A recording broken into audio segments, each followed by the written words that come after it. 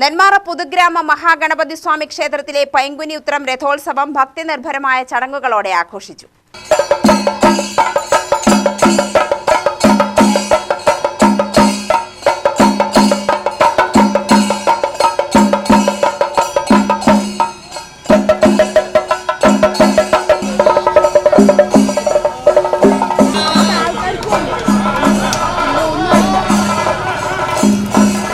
രഥോത്സവം ദിനത്തിൽ കാലത്ത് മഹാഗണപതി ഹോമം, യാഗശാല പൂജ, രുദ്രാഭിഷേകം എന്നിവയെ തുടർന്ന് പ്രധാന കലശാഭിഷേകം, ഉച്ചപൂജ, അലങ്കാര പൂജ എന്നിവയുണ്ടായി.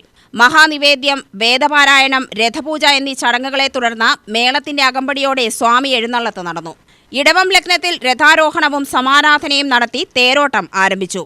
വൈകിട്ട് 7 മണിയോടെ രഥാവരോഹണത്തിന് ശേഷം സ്വാമി എഴുന്നള്ളത്ത് നടന്നു. വെടിക്കെട്ടുമുണ്ടായി. തുടർന്ന് മേളമരങ്ങേറി. ഉത്സവബലിയെ തുടർന്ന് മഹാദീപാരാധനയോടെ രഥോത്സവ നാളിലെ ചടങ്ങുകൾ സമാപിച്ചു.